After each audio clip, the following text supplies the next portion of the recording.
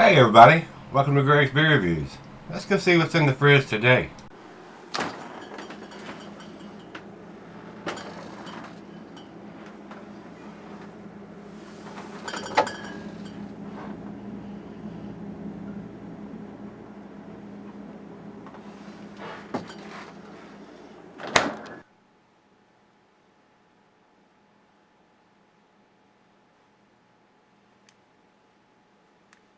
Hey everybody, welcome to Gregsbeerreviews today. Thanks so much for stopping by. Today's beer comes from Boulevard Brewing. These guys are in Missouri.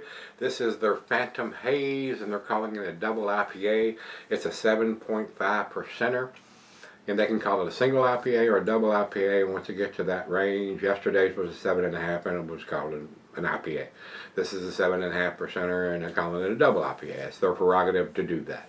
I don't consider it a double until it gets to 8%, but that's just me. Whatever blows your hair back. They can do what they want to. This is a big 16-ounce can and it is a printed up can, so they've had these printed up special for that. And it doesn't have the ABV that I could find on it anywhere on. Oh, yes it does. It says 7.5 right there. Duh. So it does have it on there, and as far as the bottom, it says 12/20 of 2019.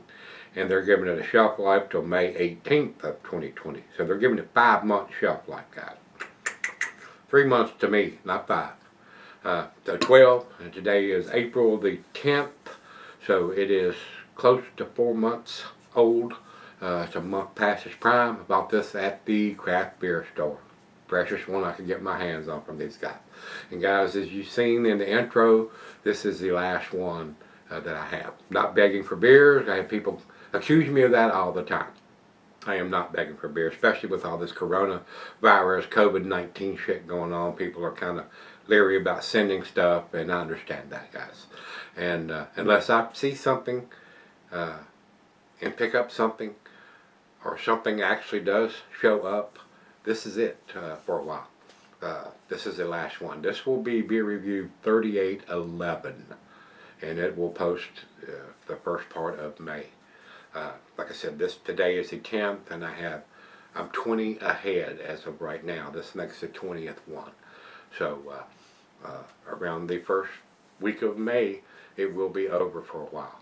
So this is the last one. So let's get on with it here, guys. Let's jump over to Untappd. 30 IBUs according to Untappd on this one.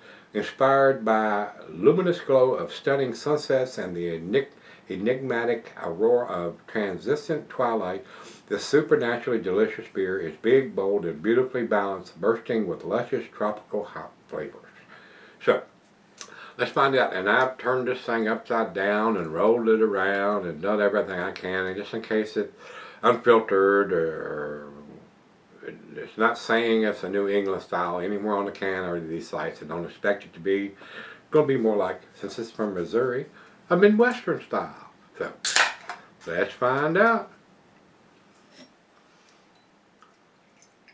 Fairly clear coming out so far. And once I get to this stage, it doesn't seem to have poured a very, very big head at all. So we're going to swirl it around a little bit, which will increase that factor. Let's see if we can get everything mixed up a little bit more. And now we have about 1.5 fingers, maybe a little more of head on that. It does look very, very cloudy, guys. It does look like an unfiltered beer. There is a little bit of sediment from the beer. So definitely looks like an unfiltered cloudy beer. Now whether there's no mention of being a New England style. It's not a bright orange juice color, but it is a very good looking, very appealing beer to me. So let's find out. To the nose we go. A little bit of citrusy notes. Maybe a hint of some pine.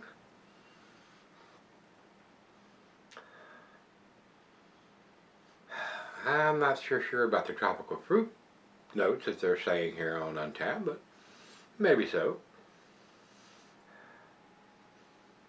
Doesn't smell like a New England style to me, guys.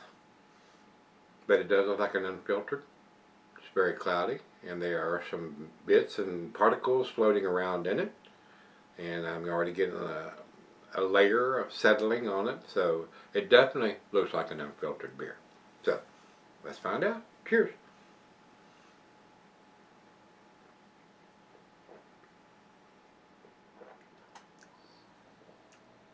Very smooth, very easy drinking.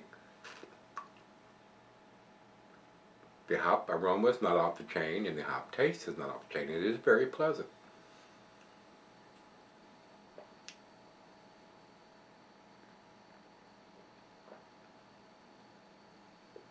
Alcohol is very, very well hidden.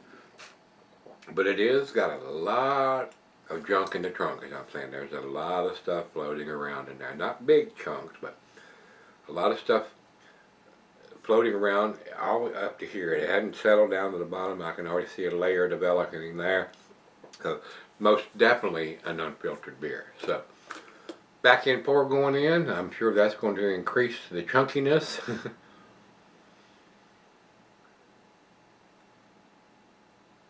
And I can see it swirling around in the glass. So if that offends you, like it used to offend me, it doesn't anymore, but I used to, was very off-put by that. Not so much anymore. Especially since the New England style and all these unfiltered beers have become so popular now. It's not going to hurt you. I mean, you drink it right on up. And matter of fact, nowadays, I'll even, when I get to the final chug, I'll swirl it around to make sure I get all of it and it's not caked into the bottom of the glass. So, right now, guys, very low IBUs, very easy drinking for 7.5 Imperial or double IPA. Oh, very, very well made beer. These guys do really tasty stuff. I could possibly see me buying this beer again if I get it fresher. But I hadn't had this one before. So when I was at the craft beer store, I picked these up, and like I said, a lot of them didn't have dates on them or had old dates on them. Even in the craft beer store, it seemed like they would have marked us down and got rid of it by then. If I owned a craft beer store and I had this beer here, when it got to the 3-month or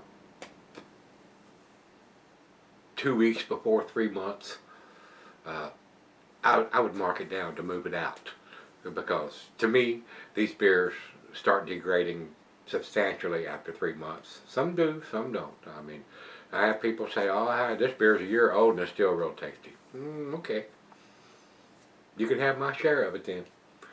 Try it when it's 2 weeks old, and I think you'll see the difference. So, anyway, we're going to sip on this and we'll come back and give it a final grade. Alright guys, I'm back. I've been sipping on it for a while now. A lot of junk in the trunk on this one. The decent beer, guys. The last 3 that I've had left in here have been decent beers. Nothing outstanding, nothing world class, nothing to write home about. Okay beers. Especially since the New England style has come out, and this is not a New England style. It is an unfiltered beer, but those beers are blowing these beers out of the water. They are. The hop aroma and taste is just nothing like a New England style, and they have ruined my palate.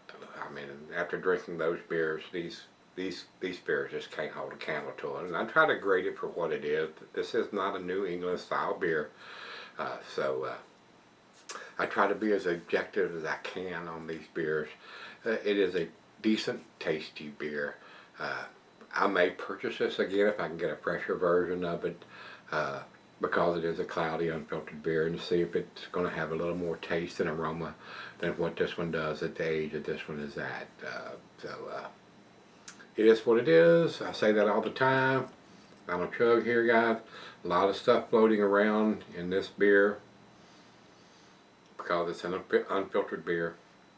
So I'm trying to swirl this around to mix everything up and get everything in the final chug.